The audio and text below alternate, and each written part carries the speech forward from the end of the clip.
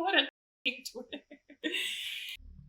Alright, hello ladies and gentlemen and everyone in between. I'm Amanda, and today we're continuing Vampire the Masquerade, Coteries of New York. So, let's pick up where we left off. We had just met all the gentlemen that are going to be in our coterie. So now let's focus on the ladies tonight. Not long after you wake up tonight, Gregory knocks on the door of your apartment.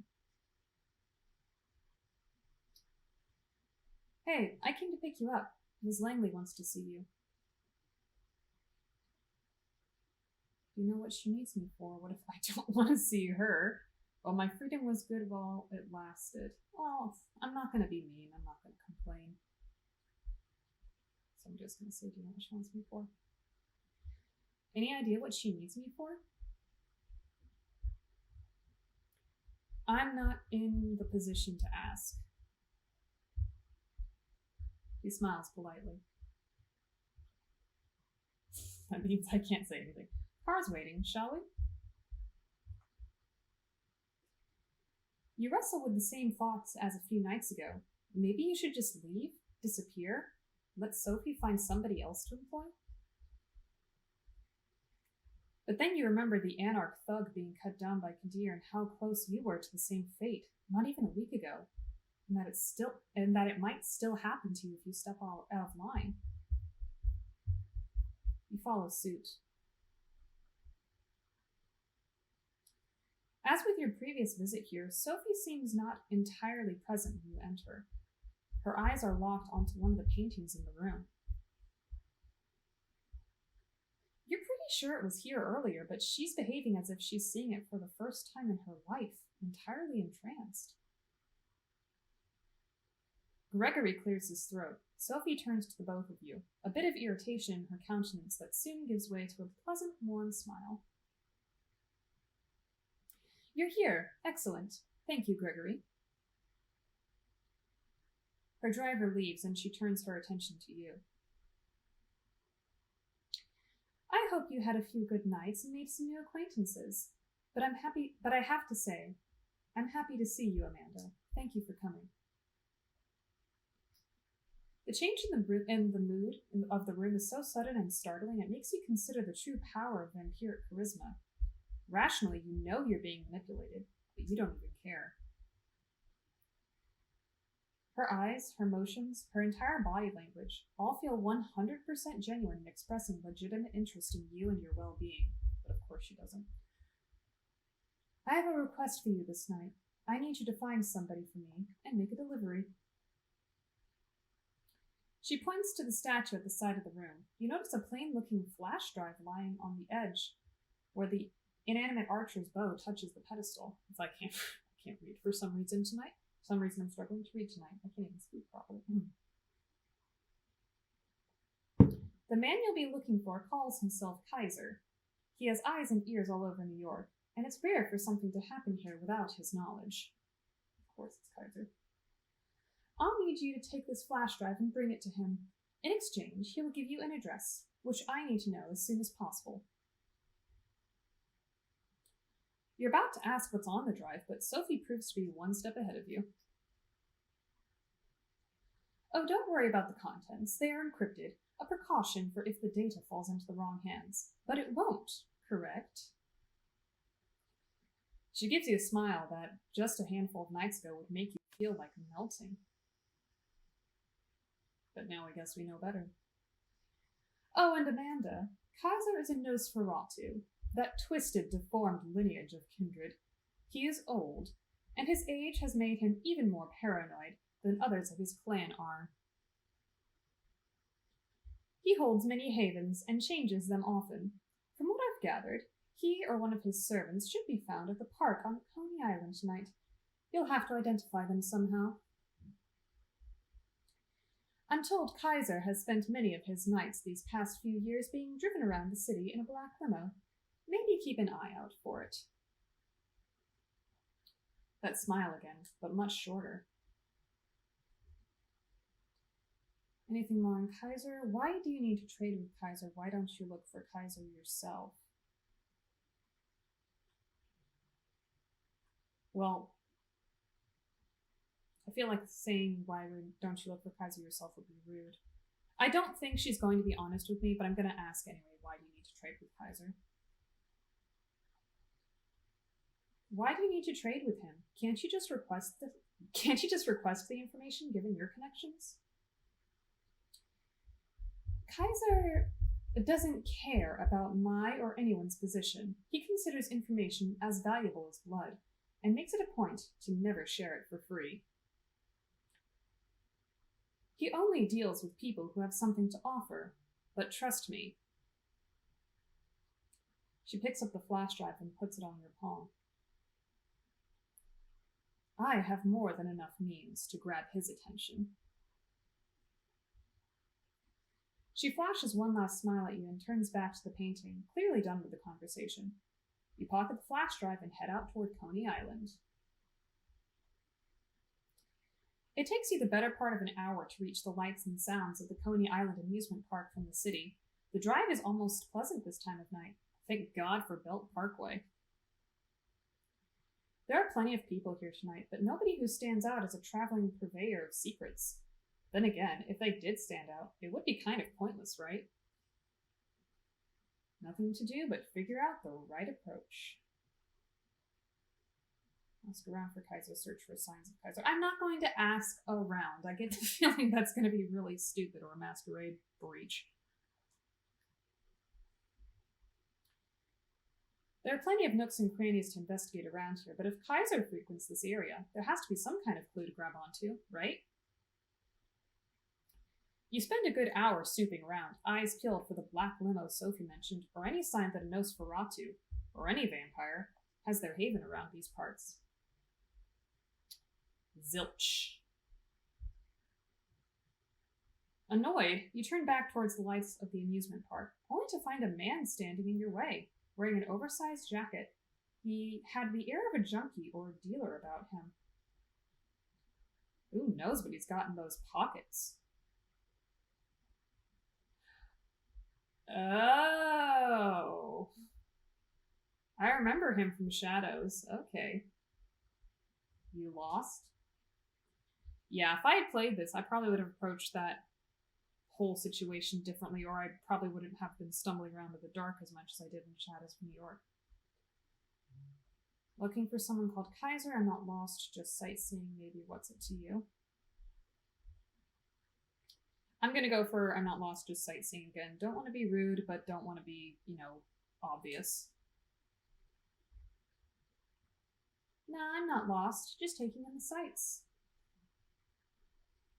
Sure you are. He looks at you intently, like he's trying to guess your real purpose here. Get out of here before I kick your ass. Sure, after I ask you about Kaiser, I'm just looking for a guy, you're asking for it. Okay. I'm gonna tell him I'm looking for Kaiser just because I feel like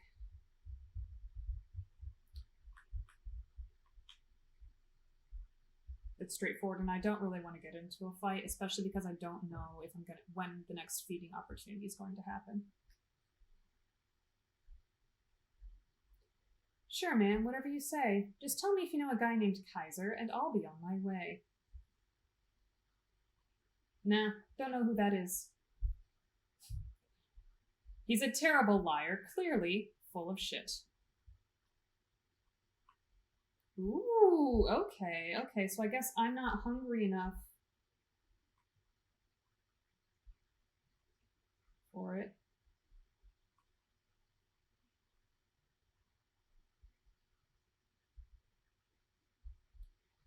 Yeah, again, I don't know when the next feeding opportunity is going to be, and I get the feeling that with Hope or Tamika, one of those, I'm going to have to use my vampire powers later, and this guy's a bad liar, so I'm just going to try to intimidate him.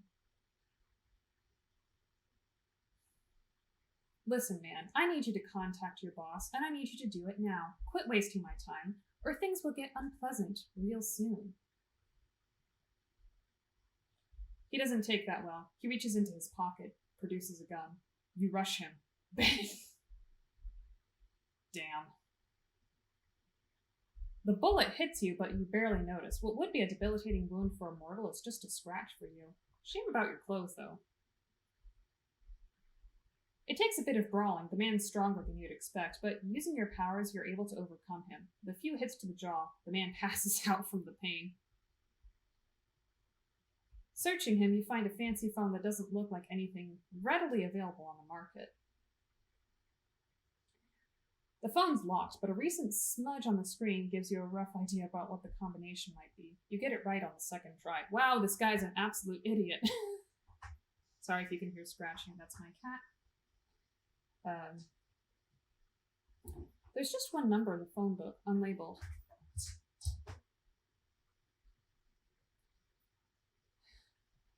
You dial it and hear someone pick up.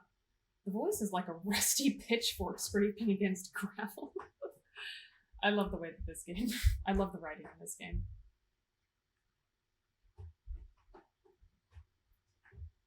Jackie, you're messing up my snuff session here. It better be something big. Says Kaiser, I have something for you from Sophie, come to Coney Island. I'll get straight to the point. I don't want to waste any more time. Hi, I have something for you from Sophie Langley. Care to come pick it up? Silence. Not even a sound. The call ends. You try calling again, but the number is blocked. Nothing to do but wait and see if he shows up. Not 15 minutes pass before a black limo stops near where you're waiting. One door opens an invitation. The inside of the limo used to be a luxury lounge, the kind with a stripper pole and a bar full of alcohol, but it currently has none of that. Instead, there are monitors and consoles. There are dozens of displays, each one showing something different. Surveillance camera footage, stock market quotes, television news, emails, tweets, silent movies, lo-fi footage of a gory torture session. Is he like on the black web? Is that what we're supposed to...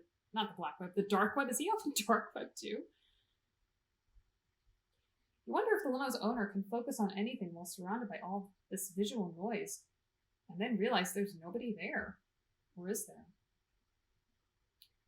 A man blinks into existence on a leather-covered couch, attempting to maintain something that approximates a regal presence. You're 100% sure. It's Kaiser. I know, right? Ugh.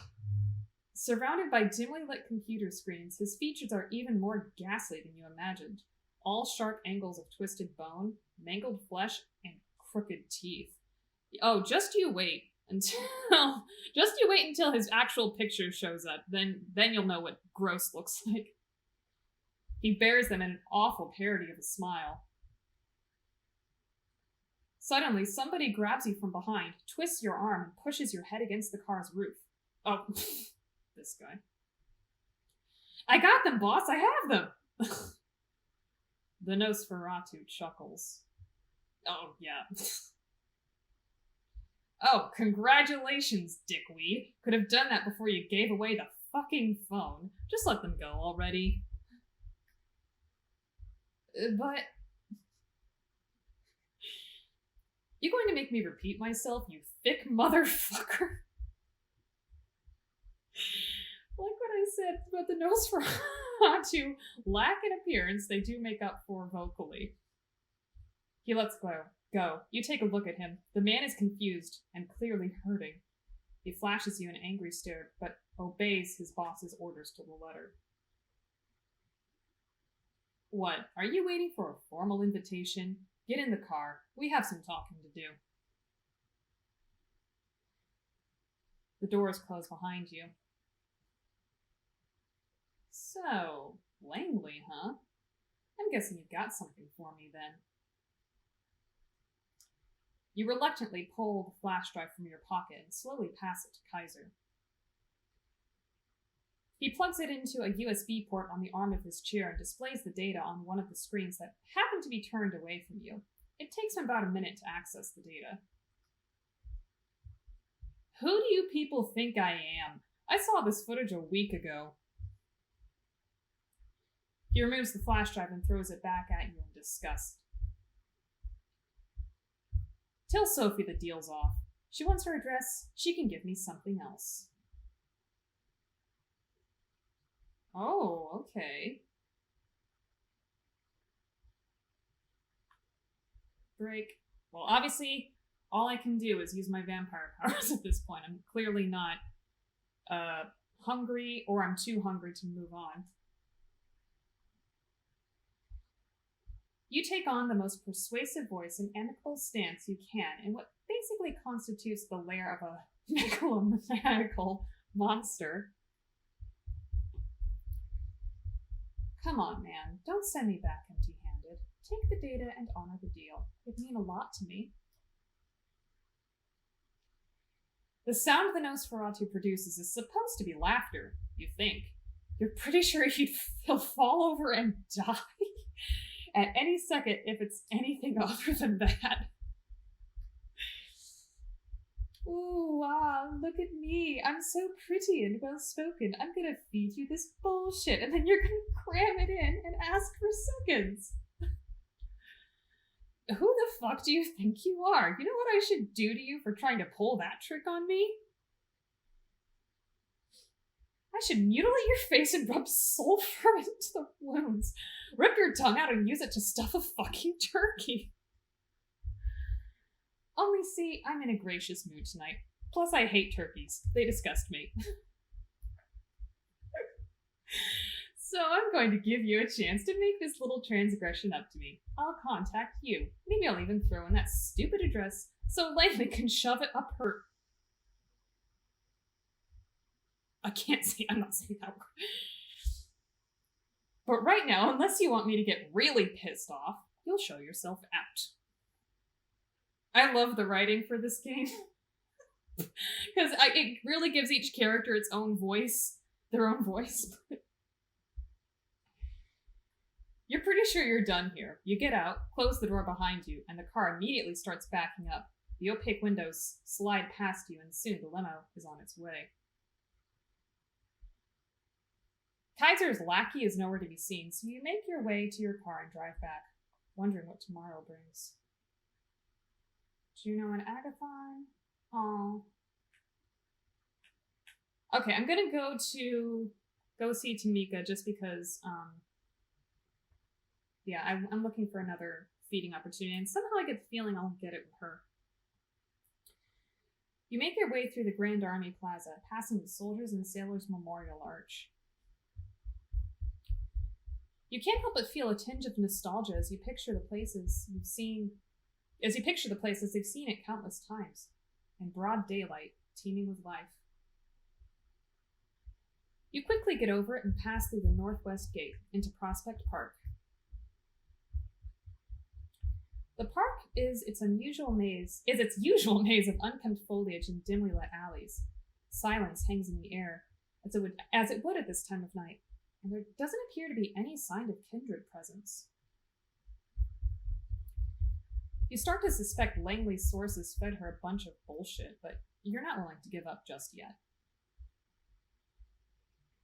As you ponder your options, you hear footsteps coming from behind a line of trees. Quick, but evenly paced, most likely a late-night jogger. No vampire would take kindly to feeding in their domain, but then again, perhaps you could kill two birds with one stone.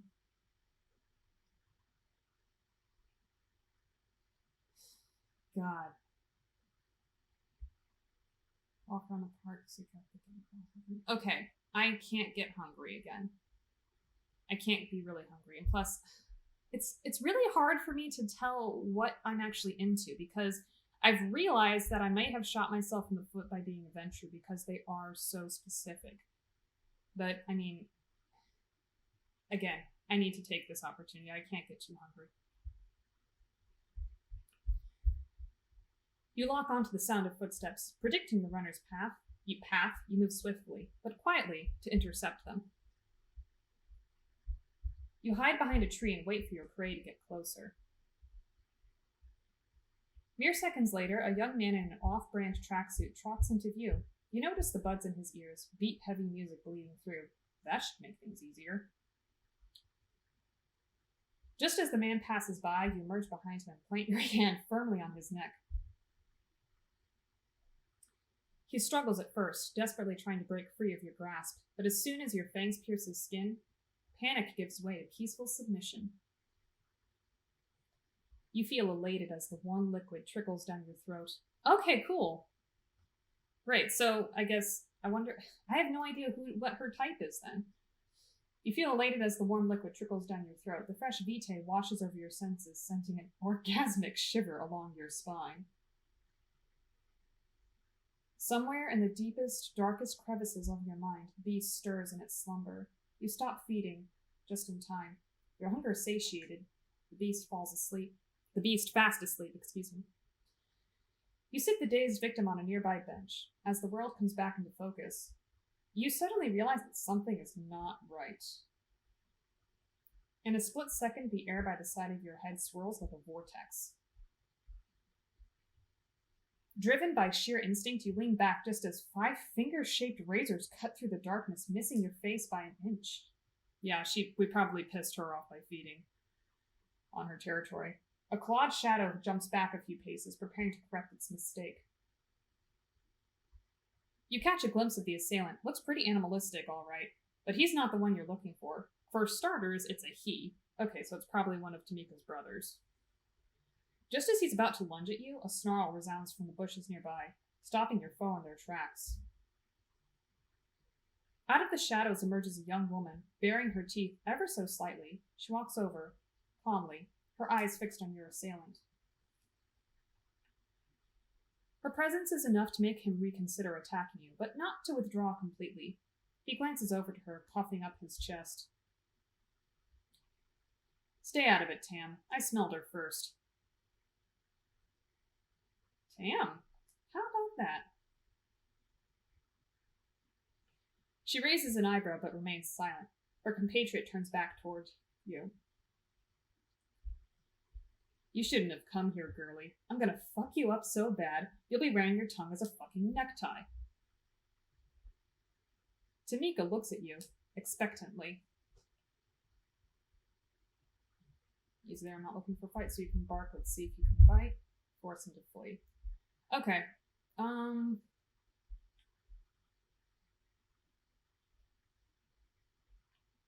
gonna use my vampire powers. I don't know if she's physically strong, but I know that mentally she is. Your eyes find his and your words become imperatives, grasping your victim's mind like a vice. You're getting ahead of yourself, little doggy. Get on now, get!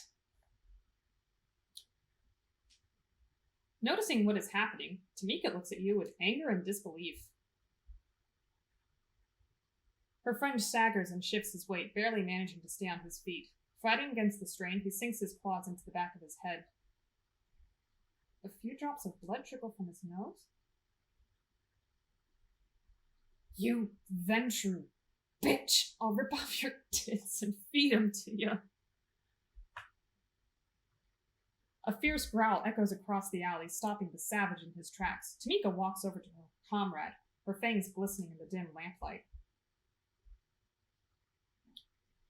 She puts her hand on the side of his head, caressing his hair and tugging at his ear, as if she were scolding a puppy. She leans over and speaks in a voice that's firm, yet oddly affectionate. It's okay, Raul. I'll handle it from here. The male gangrel looks at her with a mix of timidity and resentment. Then he turns back toward you.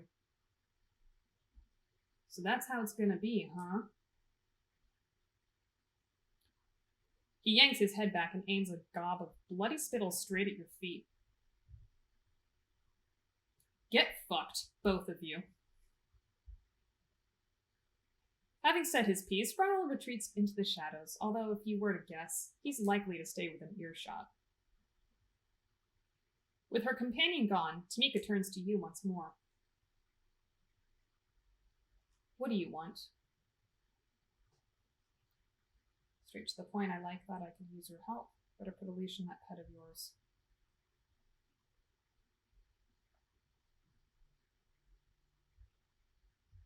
I'm gonna ask for the first one because the third one I find is too insulting. The second one, I don't think she's gonna be like, why, or, well, screw you, so I'm gonna do that. Straight to the point, huh? I like that. I don't care what you like. Okay, never mind then. Now quit stalling. You have something to say. Say it. I'm looking for partners I want us to be friends.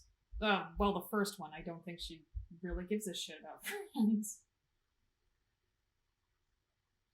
I come with an offer. I'm willing to offer you my services, such as they are. All I would hope for in return is a fruitful, long-lasting relationship. So, you want to help me with something because you want to be my friend. That about right? Sounds corny, I know, that's right. That does sound a little corny, but...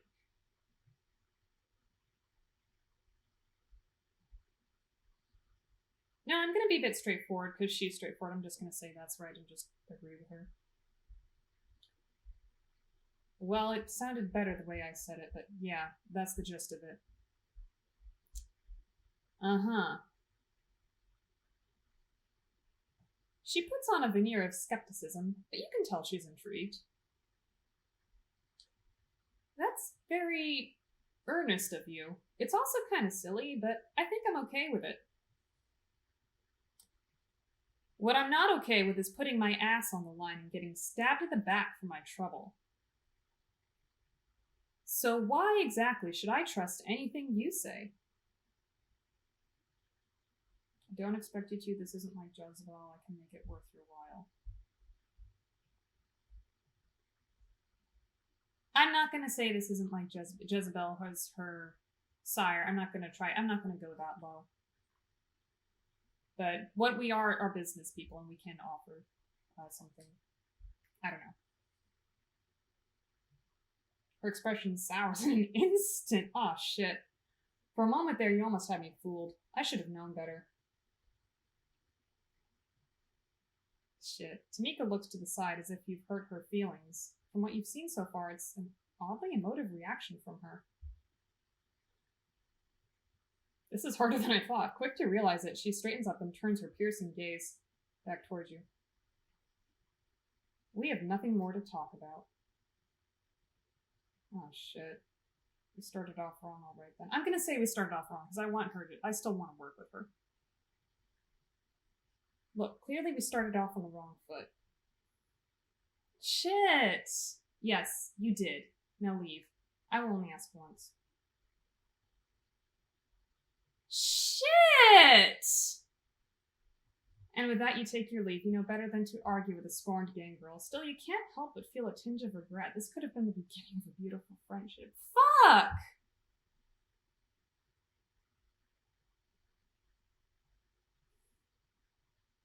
Shit, I'm so mad. You're walking down the street toward your haven.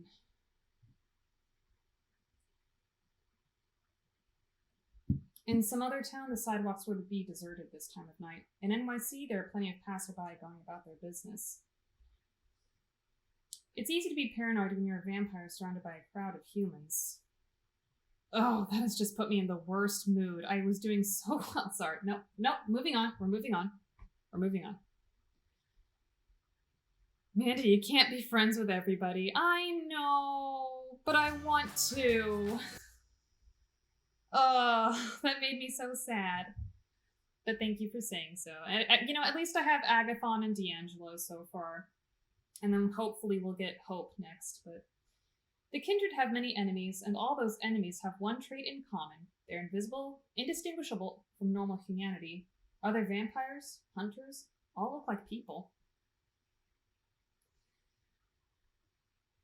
Is that old man just a tired restaurant worker? Or Kindred thrall trailing your movements? I know, just like you, I have to kill people in Vampire. Like, you have to kill people in Vampire. I know, yeah. It's just really sad, but, you know, I guess that's the point of games like this, is to show you the complexities of life.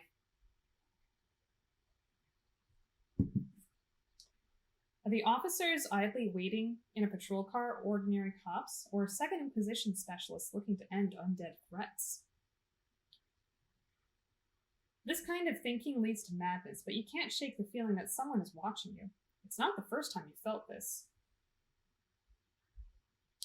Whatever this is, it's probably something you have to take care of. Best case, someone is tailing you. Worst case, you'll be attacked and killed.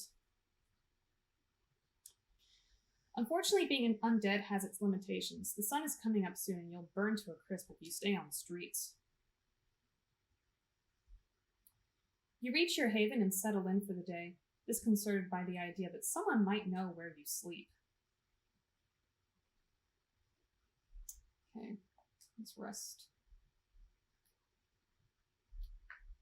As you wake from your slumber and emerge from your haven for the night, you notice a familiar face on the other side of the street, standing on the corner and looking straight at you. It's Kaiser's lackey whom you met recently, Jackie. He nods to you, encouraging you to approach. He still looks kind of rough after your last brawl, but the damage to his face is clearly mended. His hands are out of his pockets, though, a sign of goodwill? That's close enough. What the hell do you want? Says who, let me guess, Kaiser sent you. I'm gonna go for the third one, just because, again, the other two are kind of rude, and I don't think a Ventru would say those things. Let me guess, this is not a social visit. Kaiser sent you? Don't say his name out loud, idiot. He takes a look around just to make sure nobody's listening in on your conversation. Oh, wait. I think that's a typo. I think that was supposed to be... I don't think Jackie was supposed to say that. I think that was supposed to be one of those screens explaining his actions. Yeah, he sent me. I'm supposed to give you this. He produces a crumpled piece of paper from his jacket pocket and hands it to you. Read it, memorize it, then give it back here. It's a letter. The paper might be just a page ripped out of a spiral notebook, but the writing on it is exquisitely detailed and deliberate. It reads, "Time to square your debt with me. Go to the wine shop at 232 Mulberry Street and ask for the 1821 Special Reserve Donatello Negruamano." Oh, is this the person who orchestrated us getting sired? Or embraced? When they tell you they don't have it, say you are fedele servitore della famiglia G. Those exact fucking words, and make sure you get the G right.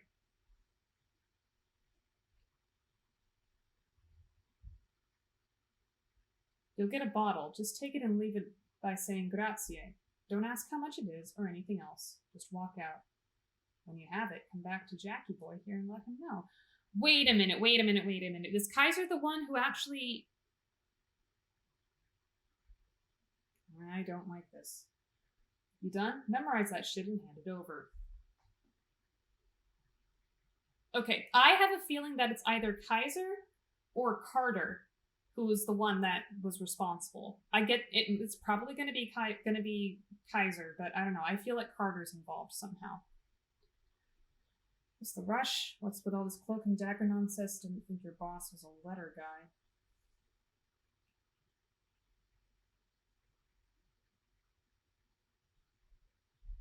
Oh no, this is probably a letter to me then. It's probably him writing instructions to me. I'm gonna say, what's this cloak and dagger nonsense? Just because I don't know. Letters? Passwords? What's with all this cloak and dagger nonsense? That's just how the boss likes it. And who am I to argue? I just do what he says. You about done with the letter? You note the phrases and address mentioned in the letter, then hand it back to Jackie. He immediately reaches for a lighter and burns the letter, putting out the ashes with his boot. So yeah, when you do what the boss asks, come back here so I can tell you where to go next. I'll be in the alley over there, so find me when you have the item, whatever it is. I don't know. And the boss made it extra clear that I shouldn't care, so I didn't. See ya. He shuffles away and leaves you to pursue the lead from the letter. Time to pay a visit to Nolita. You arrive at the address mentioned on the note. Not counting local restaurant patrons, the street is mostly empty at this time of night, but curiously, the wine shop is still open. Inside, a small, middle-aged woman with curly hair stands behind the counter in front of a wall filled with wine bottles. There's a door at the back of the room with a small table and chair, occupied by a man in a black faux leather jacket with slick, comb-backed hair. How, stereotypical. He's reading a newspaper, but pauses as a little bell rings when you open the door. He takes a sip from a small steaming cup and gets back to his broad sheet. Good evening. How can I help you? Direct, chatter up till our friends sent you. I'm going to be direct. I don't want to waste too much time. I would like a bottle of the 1821 Special Reserve Donatello Negro Amaro, please. Let me check our stock. She seems to be looking through a database on the laptop sitting on the counter. She puts on a polite smile. I'm afraid we don't have that one at the moment. Sorry. Recite the phrase straight and simple. Casually recite the phrase, and reassure her. I'm going to be straight and simple. It's just straightforward. I'm a fedele servitore della famiglia G. Ah, in that case, let me see if we have any in the back. Wait here, please. The woman leaves the counter and goes through the doors in the back. The man by the table puts down his newspaper and takes another sip from the cup, washing it down with a gulp of water from the nearby glass. He tries to hide it, but there's no doubt he's watching you. About a minute passes. The man silently shut the guy up, borrowed the guy's newspaper.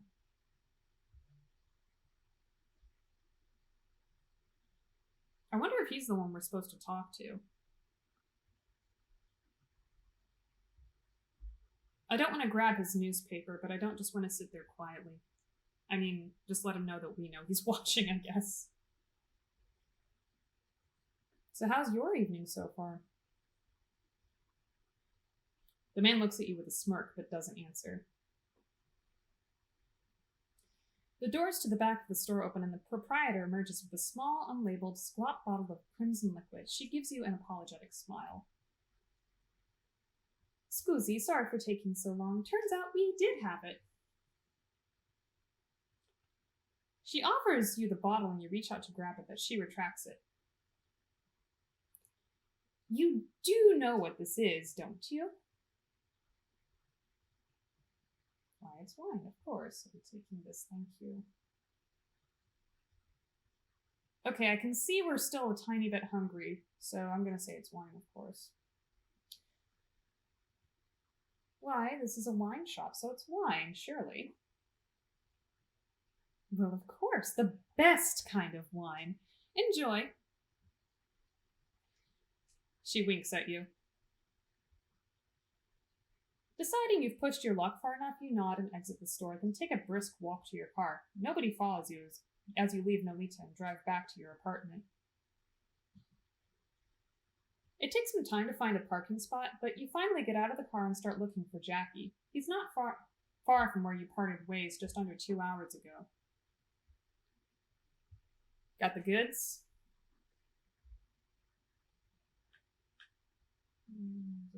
It's probably blood, is what I think. And it wasn't a terrible hassle. I'll just say sure do. I sure do.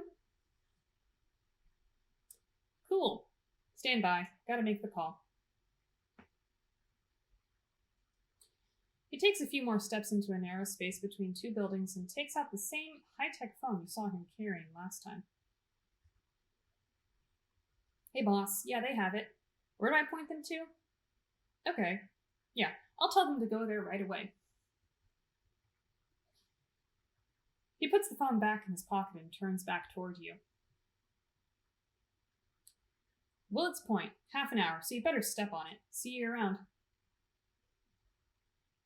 With only a flippant salute, Jackie starts walking down the street. You make your way back to your car and drive. You had to push the speed limit to make it on time, but you're here. Willets Point is quite a change of scenery. The place is a post-industrial dump, the nearby stadium notwithstanding. You stop your car once you realize that if you go any further down, the potholes will kill your chassis. You step out into one of those gashes in the asphalt, splashing in the ankle-deep water. Kaiser's limo is nowhere to be seen. In fact, the whole place is pretty much deserted, other than the apparent proprietor of a lonely bar, a middle-aged woman who's just locking the place up. Okay, so in my second playthrough, because I had to replay the last episode again because the audio on this Twitch stream got messed up. So when I tried to feed on an older man, I found that she threw up. So I wonder if it's people under a certain age that she can feed on. So I'm not gonna try feeding on this woman. And I'm also not going to wait around for Kaiser. I'm going to look for him because screw that. Need that young blood. Yes. Yes, we do. See, in the very first episode, we speculated if she just liked men. Because, I don't know. But I'm not sure. Because that's the only blood that we had drunk in the first few episodes that we hadn't thrown up on. But then we were able to feed on that young woman, at a second time. You take a walk around the neighborhood. It mostly consists of rundown shops and garages with more than a few derelict cars left here over the years to rust. You imagine it must be a great place for one of the sewer rats to hide out in, so you're on your guard the whole time. But as far as you can tell, you're the only kindred here. It's only when you hear a car stopping nearby and see that it's apparently Kaiser's black limo that you relax a bit and approach it. Why would you relax approaching Kaiser's? Whatever. Same as last time, the car doors open, but nobody comes out. You know the drill. This time, Kaiser is visible when you look inside. You sit down and close the door behind you. So, you pulled it off without a hitch then. Give it here. You hand the bottle over to the Nosferatu. He uncorks it gently, takes a whiff, and puts the cork back on. Yeah, that's the stuff. I can see you're useful beyond your charm with the subtlety of a battering ram. Good to know. Here's Langley's precious address. He passes you an envelope with what feels like a thick card inside. Thank you, Mr. Kaiser. Now we're even. I think you still owe me a bonus. Okay, I'm not going to push it because he's not interested. But I am a Ventrue, and they are known for their politeness and their dignity, so I'm just going to say thank you. As much as I don't want to. Thank you, Mr. Kaiser. Yeah, I'll send Jackie over if I need anything else from you. How about that? Time to get out now. He waves you out of the car. With the envelope in hand, you get out, back onto the torn asphalt and decrepit surroundings. The limo slowly drives away. Finally, you can return to Sophie and bring her what she wanted. Gregory lets you in. You hear a shrill, unpleasant laugh, and you realize Sophie's having a guest over. Oh my gosh, it's Thomas Arturo. I hate him. He's the man from Elysium, the one with the glasses and good taste in suits. You didn't have the... Oh yeah, there's another typo. Have... space, the chance to talk to him last time you saw him. Ah, Amanda, so glad to see you. Tell me, did the two of you previously meet? The man doesn't wait for your answer? Oh, there are quite a few typos in this little section. He approaches you with an energetic, almost dance-like step and extends his hand. Puts out his hand, excuse me. Thomas Arturo, I've heard about you. Pleasure. Oh, I hate this guy. Thomas is a great source of gossip and an excellent conversationalist. I also have the prince's ear, which is the primary reason dear Miss Langley wished to speak to me tonight. Good gossip, even coming from me, isn't nearly as valued. Sad. Sophie is taken aback by the man's direct comment, but smiles politely. The awkward atmosphere is broken again by the guest's grating laugh. He is characterized very differently in Shadows of New York, but I guess that's... I don't know. I don't know what it is. A kid, of course, a kid. Well, I was about to leave anyway, so I'll leave you two To it. A good night, Sophie, Amanda, Greggy boy.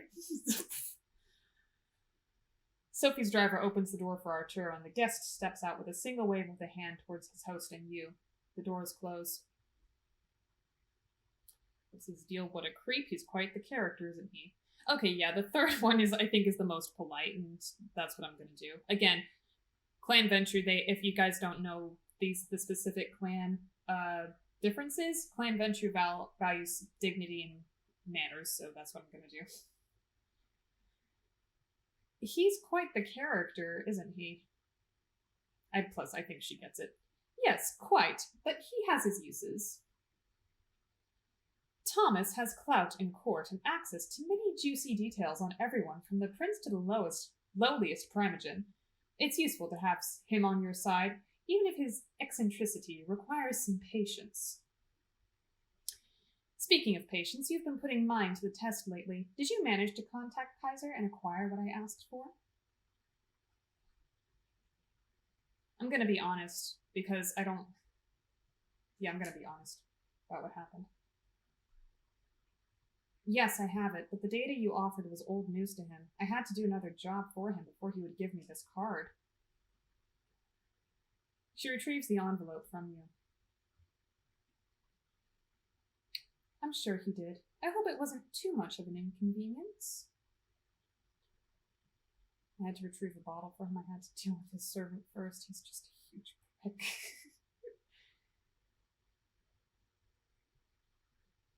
I wonder how honest we can be with Sophie. I don't know. I'm going to say I had to deal with his servant first, just because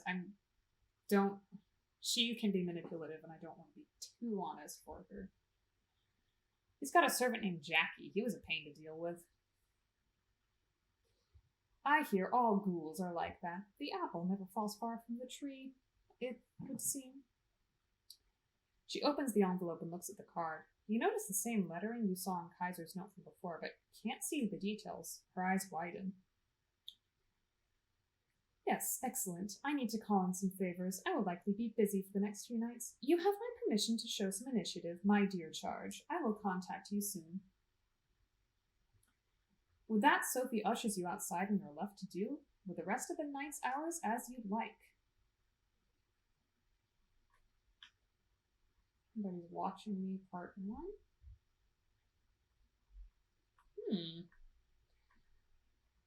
Okay, I'm going to try to reach out to Hope. Just because I don't want to have another failure. If I fail again, I will be very, very mad, but hopefully I understand her a little bit better than I did Tamika. It's a quiet, moody internet cafe. Half of its spaces serve as a comfy coffee bar these days, but behind a glass wall, it still has a space dedicated to rows of PCs. From the street, you can notice tired adults in casual clothes typing away absent-mindedly, and some bored kids wasting late evening hours on colorful online games. Sorry guys, my nose itches. If Sophie's intel is to be believed, this is where Hope has set up her haven. One of the waiters is standing outside the building, gazing at the sky with a smartphone in one hand and a vape pen in the other. You approach the man and tell him... I'm looking for Hope. I was supposed to meet Hope here. I'm here on official business. I'll say I'm looking for Hope. I'm looking for Hope. He releases a soft chuckle. Yeah, you and me both. The man slowly takes a drag from his e-cig, sizing you up and down in silence. After a long, awkward moment, when you're ready to leave him be, he raises his voice again. Come right this way. He heads back into the cafe and you follow his lead. When you make your way through the space with computers, no one averts their gaze from the spreadsheets, emails, Facebook profiles, or games of Fortnite. It's a common sight, one you wouldn't have paid much attention to a few weeks ago, but now it seems so unnervingly quaint. Would they be spending their time like this if they were immortal? The waiter unlocks an unassuming door at the end of the room and lets you inside. You two swiftly make your way through a labyrinth of sterile gray corridors, taking confusing twists and turns. Feels like you're traveling into a different world, crossing one invisible portal after another. Eventually, you reach your destination. Your guide motions you to enter a dark room with a lone source of pale light, a computer screen in the distance beckoning you to come closer. As you do, you hear the door shutting behind your back and a short chuckle echoing behind it. Is this the place? Nothing else to do but sit on a chair in front of the computer. The monitor displays a modern chat application. A cursor is blinking in the user nickname entry field in the middle of the screen, obviously expecting you to input your handle. After brief consideration, you type in or name a random string of characters, something goofy.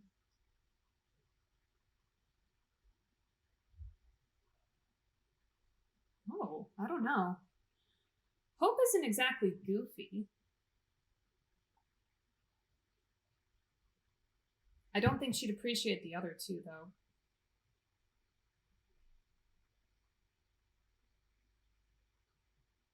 You know what? I'll just do something goofy. I wonder what she's going to write.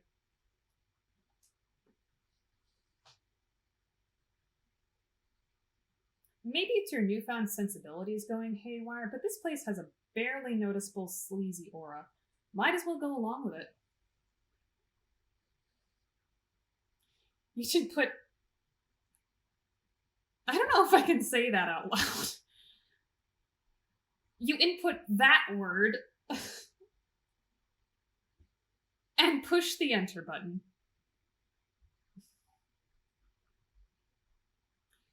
After a few seconds, the chat window opens and messages start appearing on the screen in quick succession.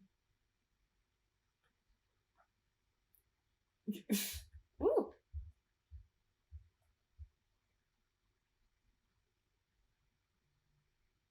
Oh, I'm not scrolling, so what's going on? Identify yourself within 2 minutes or get banned. Oh.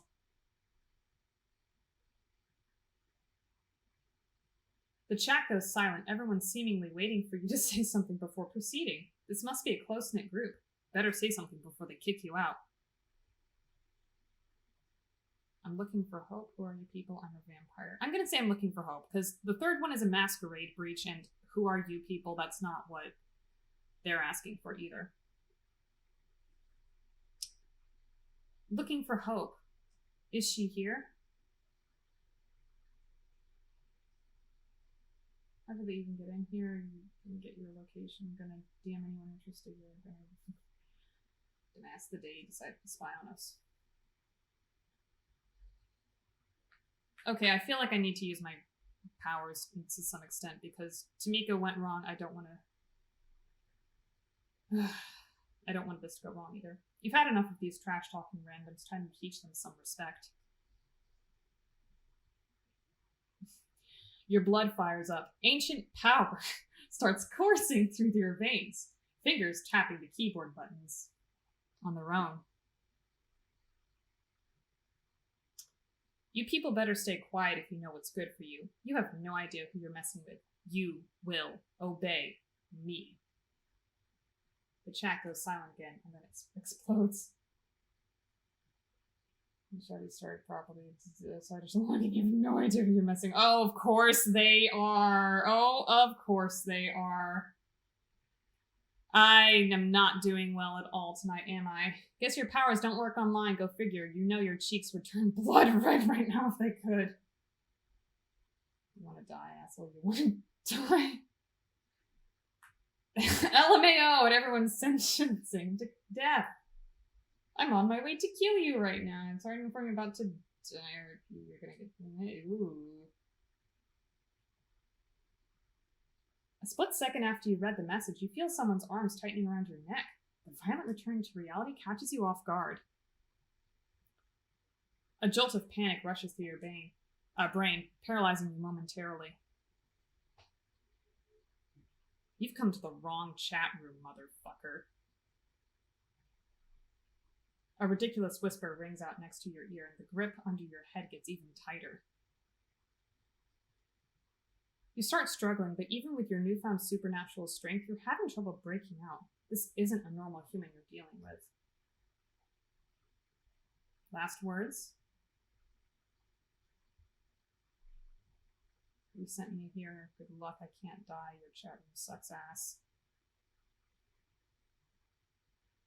I'm going to say good luck, I can't die. Because, yeah, this is hope. This is definitely hope. Good luck, I can't die. Just because you're kindred, got some bad news for you. The hand holding your chin shifts its position slightly. Don't struggle or I will break your windpipe.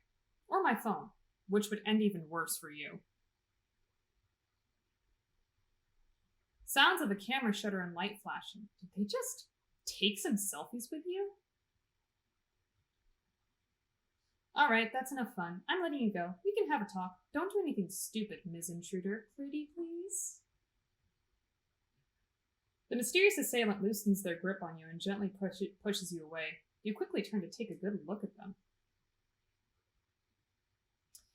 Let me just finish this. It's a pale blonde woman in her 20s, giving you slightly judgmental looks while rapidly tapping away at her phone screen. First, you notice her outrageous outfit, seemingly thrown together from random thrift store finds. Then you take note of her tattoos, a sprawling tapestry of odd patterns and designs covering every visible part of her body. At first glance, it all seems aimless, but it has a consistent sense of style upon closer inspection. Her eyes focus on you for a second. Gave you a scare, huh? Sorry, that's what you get for entering a lady's haven without her permission. And she's back on her phone. With her relatively small build, it's hard to believe you had trouble overpowering her physically. But then again, nothing is what it seems when it comes to the undead, and even compared to the vampires you've met so far, she comes off as an eccentric, curious presence. She shoots you another glance, noticing you're still cautious of her. Calm yourself, girl. I won't pull anything like this anymore. It was just feel stupid saying it out loud. A vibe check. Vibe check, vibe check. What is the difference between these three?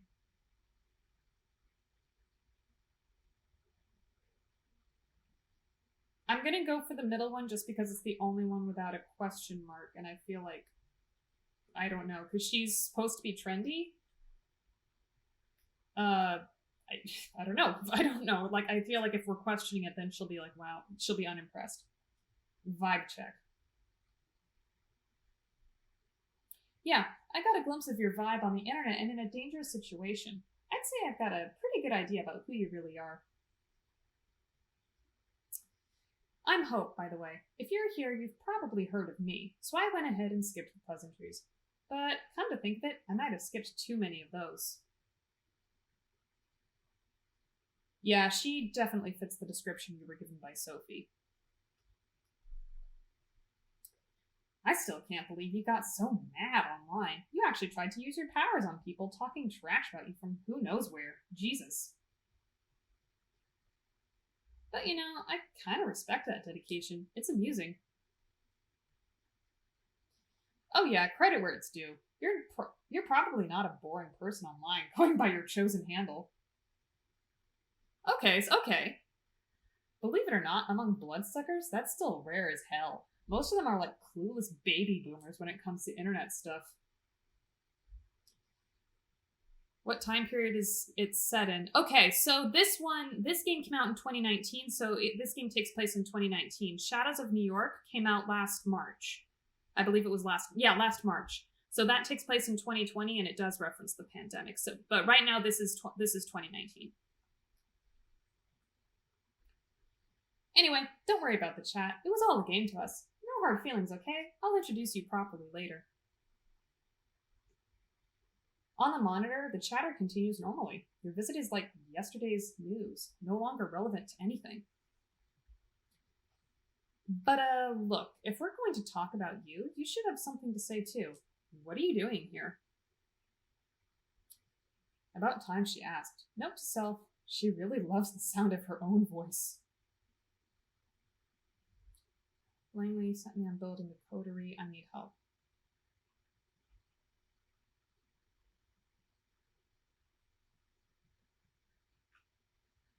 I'll be serious. I'll say I'm building a coterie. I don't know. I'm still so bummed about Tamika.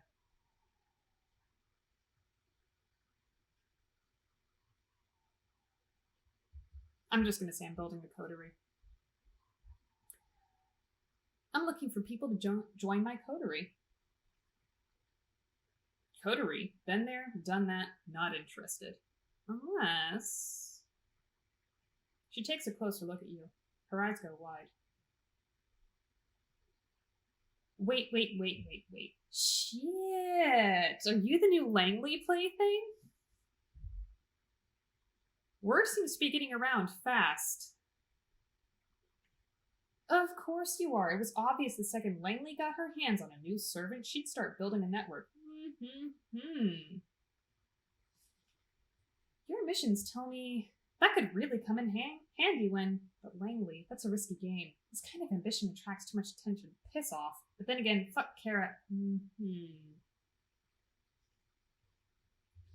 She seems to be having a spirited argument with herself, only parts of it audible. Is it just you, or do her facial expressions and body language change a bit between one sentence and the other? Okay, so if you guys remember in Bloodlines, Grey Delisle's character, you know, the woman who said that she was a pair of twins, but a pair of twins, but they actually weren't twins. It was just a woman with split personality disorder. That's what she was a Malkavian as well. Before you make certain it's not just your eyes playing tricks on you, she focuses half her attention back on you. The other half, of course, is still obsessed with her smartphone. Listen, I'm not saying I'm not interested in a cooperation, but before I make a decision, I need to make sure you sort of understand me and that I sort of understand you. And since I was planning to put on a show before you came here, I propose a little game. Hope absent-mindedly spins her phone in her hand, considering how to put her thoughts into words. Then she approaches a switch on the wall and flicks it. Neon lights flare up, illuminating the room. You take a look around. The room is certainly unique. It looks like a butcher's room, repurposed to be a living space. The modern computer in front of you starkly contrasts the ominous industrial walls. At the back, there's an overwrought bed covered in velvet with meat hooks hanging above it. On top of the bed sheets, you notice is what seem to be pieces of elaborate S&M equipment and a camera. What the fuck are we about to do? Wait a minute. You want my help moderate my camp show? Oh my god.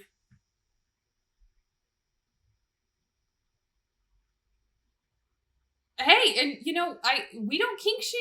We don't kink shame on this channel. We do not kink shame on this channel. We do not kink shame in this chat. None of that. What a fucking Twitter.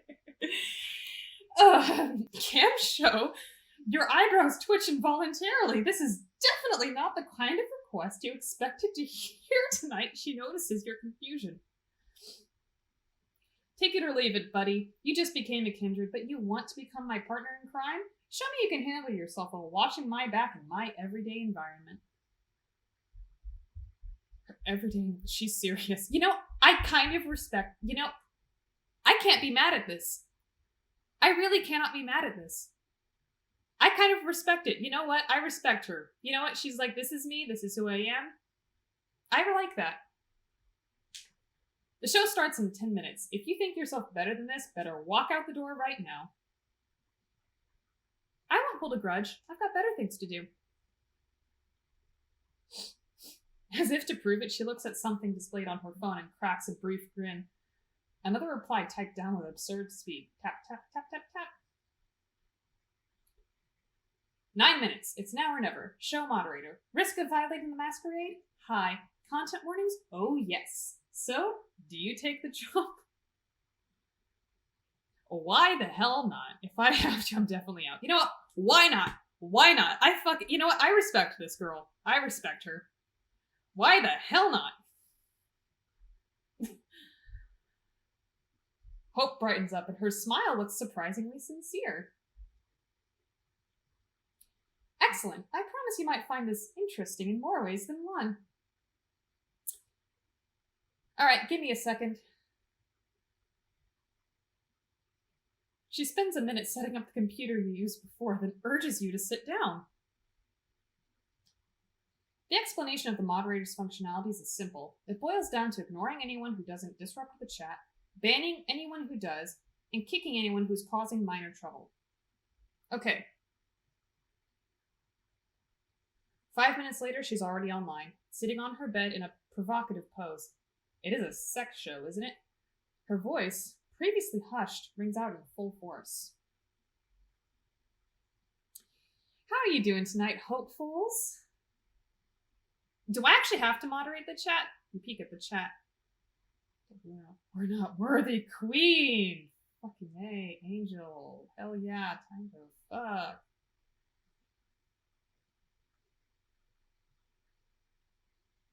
Yeah, nobody's saying anything bad so far. You're tempted to try out the kick and ban prompts as soon as they're possible, but obviously you won't punish someone for a little dirty talk. Thank you. Tonight's show is quite special. Please welcome our new moderator. I see now why she really likes that. Why she really likes the username that we chose. LMAO. Oh, LMAO. Sorry for sentencing you to death earlier. At least the community here seems to be a bit more welcoming this time. Looks like this place has an established hazing ritual. Or maybe they and Hope came up with one specifically for you. Who knows? You decide to stay silent. Eventually, people stop riffing on you and focus entirely on the star of the show. Alright, let's start this one out with a bang, shall we?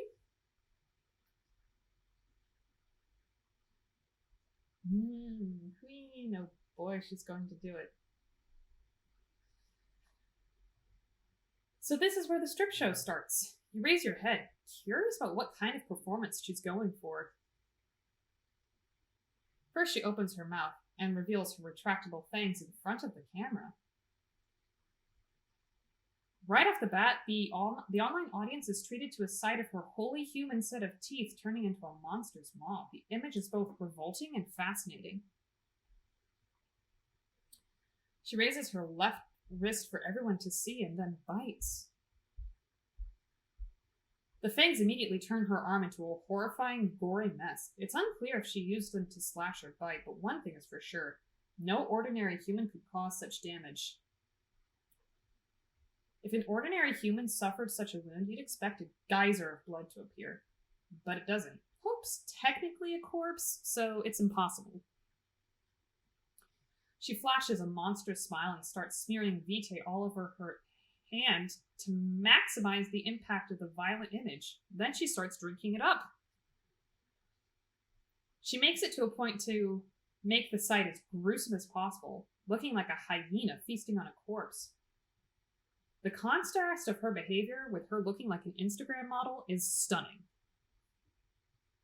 Once she's done, she reveals her wrist to the camera for the last time. She starts making theatrical gestures with her right hand as the wound begins to mend. Shortly after, the wound is gone. It's like a magician's trick. Her left hand looks like nothing bad ever happened to it. Yeah, she is violating the masquerade hard. Here's an appetizer. First blood to kick off the show. While you're wondering what the hell is going on, Hope catches a glimpse of your bewildered face and turns into your direction. How's that for an opening? This is not a sex show. You're shooting snuff. Are you hurt? Well, she's not hurt, obviously. I'm not going to say the second one because, again, I think that would be judging her. I'm just going to ask it's not a sex show? This isn't a sex show? Sex? What? Were you counting on me getting naked in front of you or something? Oh, honey, we've just met each other. If you expected a strip show, yeah, sorry to disappoint. This is more like live-streamed digital art. The erotic subtext is there, of course. You peek at the chat, they're going wild. She did that for free and love to lick your wrist, claim my falling up more resonant, beautiful, and teetering on the edge of the rose petal dancing in the eye of a violent hurricane. But eroticism is not the key here, it's vampirism. It's a new frontier, a living art installation. In the early 90s, the Japanese artists kept producing these videotapes with beautiful women committing gory hara-kiri. This is an inspiration. She bares her fangs again in a devious grin. But I've no interest in auto-destruction or turning myself into a victim. This is a celebration of a body-eyed love, not self-inflicted punishment. The audience come here to marvel at a beautiful vampire and her awe-inspiring powers. Mending wounds is just one of these powers. The people watching can pay to see more. Oh, and don't worry, the only things that the audience can see and hear are the things I allow them to. We can talk freely. Just remember to moderate the chat, will you? High risk of violating Masquerade. What a joke. She's blatantly breaching it in front of anonymous viewers. Still speechless, you turn your attention to the screen. Just letting you know. You're based. I know.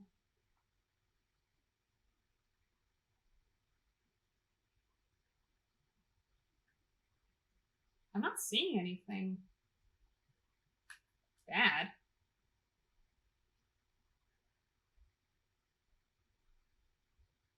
I mean, nobody's causing any problems. In your next tattoo, just letting you know. I don't think anybody's really doing anything. You let the guy vent his excitement. Seems harmless. A special message appears on the chat log claiming somebody has successfully sponsored the first goal of the show. Hope smiles and picks up a bag of blood from underneath the bed. Must have been retrieved from a blood bank. She showcases the label to the camera for everyone to see. Drink up, drink up, drink up, drink up. Okay. Hope pours all the contents of the bag into her throat. You have no doubt it's real blood, but wonder why the viewer would be so satisfied with something that's so easy to fake. Don't worry, it pays well enough. You don't even bother to tell her that is not what you're thinking about. Safe to assume she knows. So, what do you know about the kindred and the internet? Have they told you anything? While she's waiting for someone to sponsor her next vampiric feat, she decides to start a conversation. Is this the right time? I'm not going to say that. Is there a vampire internet? No, nothing. I mean, Sophie said that, there are issues with the Camarilla. The Camarilla have issues with vampires using the internet. So I'll just ask if there's a vampire internet. Is there a vampire internet? If you find something that looks like vampire internet, stay away. See, some of us used to experiment with our own secure networks. We tried to build our own information hubs, social networks, everything. She's still working the phone in one hand while looking for something under the bed with the other. On how many things can she concentrate on at one time exactly? Then one day the NSA got in. Turns out elders never really got the hang of proper security practices, or the sigils they used to smear on their screens didn't exactly work as advertised. Then, of course, all the other three-lettered intelligence agencies in the world got the intel, and a lot of them decided bloodsuckers were the perfect new enemies for our post-9/11 times.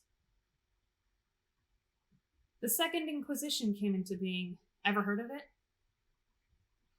A lot of our kind died just because they were too present online. Okay, that's why. Right now, the remains of our old networks serve as government honeypots, kept alive to attract fledglings and hunt them down. You post a certain keyword on Twitter or Facebook, you get tagged for investigation. You fit certain patterns, you get tagged for investigation. So there's a certain thrill in becoming an online presence without attracting attention from the authorities. She stretches on the bed. I hope you are still monitoring the chat. Of course not. You're not as good at dividing your attention as she is. You correct your mistake and check recent messages. Is she talking to somebody?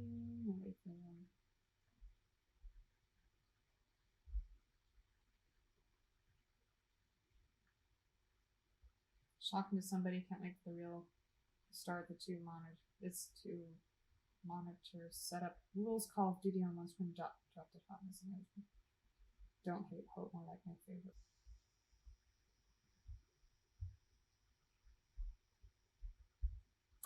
Oh, wait a minute. Look at his username. Yeah, everyone else is fine. It's just look the last one.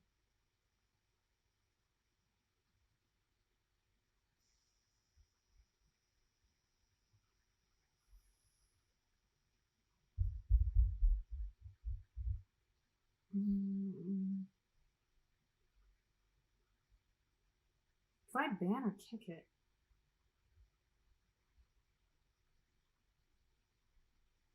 Okay, wait, no. The rule said you kick people that are causing trouble.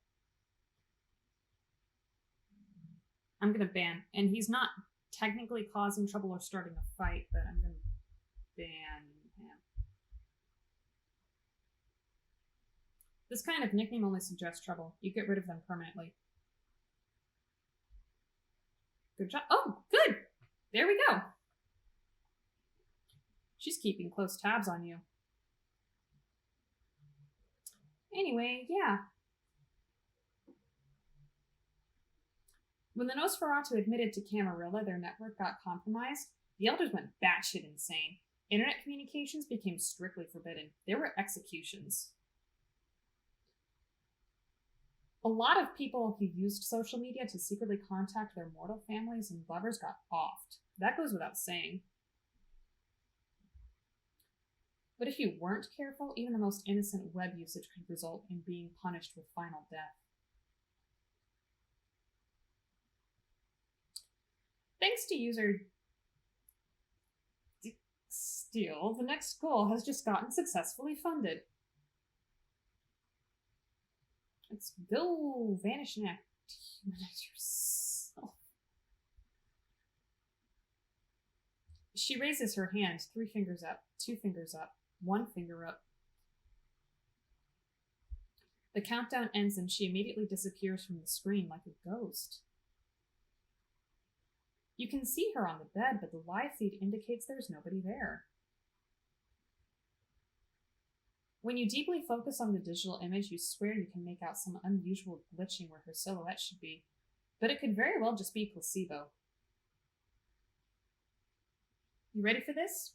3, 2, 1. A flash of the camera. The instant she reappears on screen, she takes a selfie, sticking her tongue out in a provocative manner. The chat room explodes in cheers again. She is their vampire queen. You briefly wonder about her being glued to the screen. Is this the fantasy everyone is here for? A girl showing off cheap magic tricks while lazily browsing her social media? You realize you are way out of your depth here. Meanwhile, Hope decides to continue the lecture. Those are some wild times, especially in New York. While most of them have no clue as to our real nature, a lot of clandestine organizations have classified us as national threats, and since this is where the towers fell, the agencies are very much present around here, looking for easy PR victories. The last SI raid here was just a few years ago, and it was a big one. Stirred up the hornet's nest something fierce. But although it's 2019, NYC is ruled by someone who got embraced before World War II, and the can as a whole got really spooked and swore off the internet. Of course, they're not dumb and understand that you can't really coexist with modern kind without the internet. It's a gray zone right now, like piracy. Technically frowned upon, but let the one without sin cast the first stone. The SI is a real threat, no joke. But in many senses, the darkest place is right under the candle. You take another look at the screen.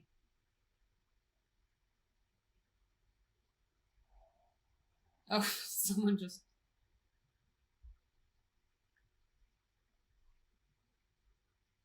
Okay, I don't think this is anything. A familiar nickname pops.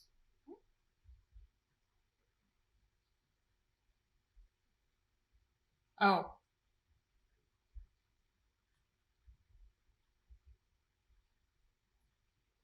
Kick him out, I think.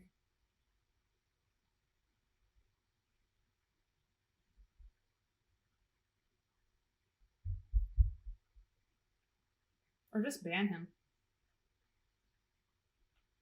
Well, he's not starting a fight. I'll just ban him. Is he hitting the keyboard with his head or something? Alright, be gone. Well, that was overzealous. Please, please, please don't terrorize my viewers, will you? Shoot. The chat is ridiculing you again. That wasn't the best choice. Let's hope you can bounce back from that. Yeah. Oh yeah, fun fact about being a vampire. We can sweat and pee if we just exert ourselves really hard. Some of us can even orgasm. We can even cry, but only tears of blood. It's something... Hi! It's something I always dreamed of doing when I was 14. So romantic, and it drives them crazy. As proof of her words, a scarlet tear starts running down her face. The chat goes wild. It seems to be exactly the kind of thing they were waiting for.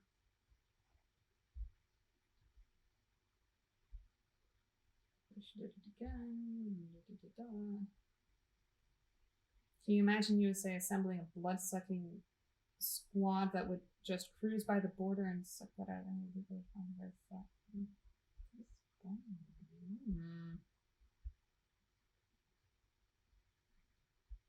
I feel like that last guy needs to be kicked out. Because he's wanting to start a fight.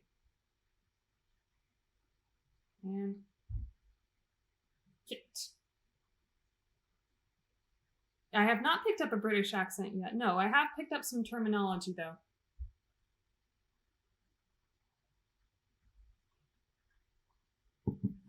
Just because I find it a bit faster to say flat than apartment or advert. Just to be clear, you realize what we're doing here is a blatant breach of the Masquerade, right? I honestly expected you to leave or inform somebody by now, but you haven't, have you? You try to focus on the chat. In any case, the last will has just been funded. It's time for the great finale. This is what you've all been waiting for, right? That's Queen, that's Queen. Her voice has changed. She gets closer to the camera, letting her face fill the frame of the live feed. Her mesmerizing eyes are focused purely on the viewers. You wanted blood? Come out into the streets, claw at your neighbor's throats, slash their veins, and drink it up. queen, yes, queen. Hope's presence becomes absolutely horrifying, and it influences the chat in some incomprehensible way. Everyone starts typing as if they're possessed. Liberate yourselves from the shackles of ordinary morality. Make them scream. Feel the warmth of their entrails.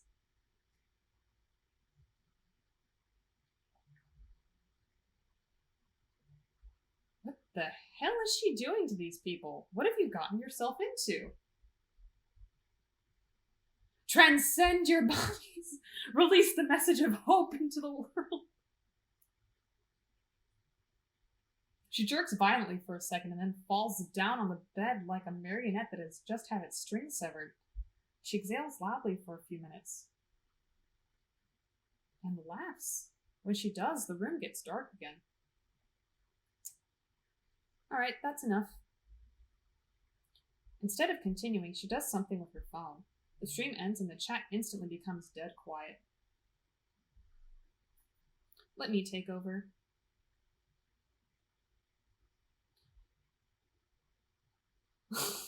Their neighbors' entrails. No, I have not. The atmosphere in the room has completely changed. She's already put herself together and stood up. Now she's walking toward you. What the fuck just happened? Guess the show's over. Everybody can relax and go home. Oh, this is her on the chat.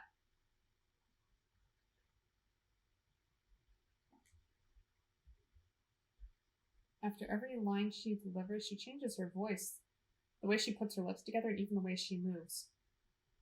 Wait, is she... Wait, was she just talking to them, or was she actually typing up with the chat? I don't know. We've caught glimpses of her acting this way, but only now have you started to figure it out. The chat was entirely her. She's not breaching the masquerade at all. Wait a minute. Does that mean...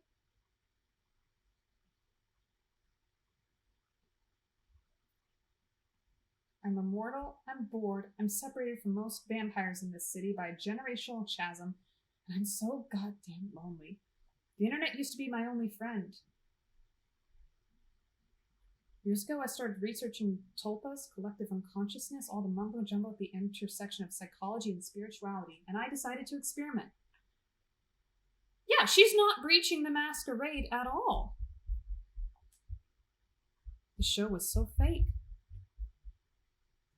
A few years later, I was an Instagram fashionista, a successful erotic model, a vital part of pop culture commentaria, a viral shit poster, a cryptocurrency expert.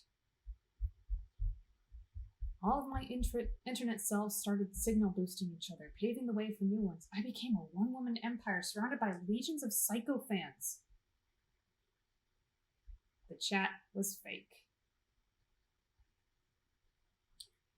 Some may think of it as a dissociative identity disorder, but that's bullshit.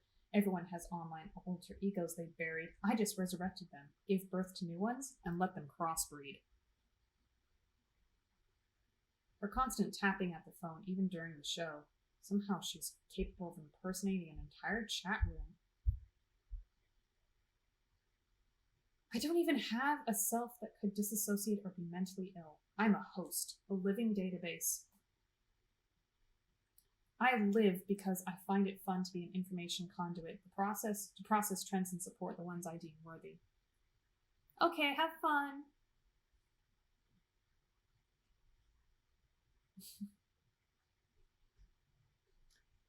There was no masquerade violation. She was showing off her skills all along. She put you into a world of pure fiction, the same way she was testing you back when she attacked you from the back. Damn, she's good at this. Of course, you can just ignore what I'm saying and decide I'm just another deranged Malkavian. But hey, annihilation of the self is the only way to survive in the 21st century. If there ever was an era that demanded images of beautiful people transcending beyond humanity and inspiring others to do the same, it's this one. Although for now, because of the masquerade, my audience is quite limited. Speaking of, you want to be the star of my next movie? Well, we're not breaching the Masquerade. It's just her, so I'm just gonna say sure. Sure, why not?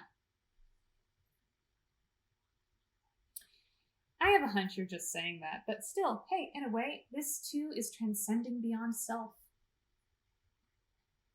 But yeah, your test is over. Now the question is, do I want to work with you? She puts away her phone for the first time since you've met her and gives you a good, hard look. Guess I can give it a shot, yeah. You're not that dumb, you're not that boring, and you're kind of cute.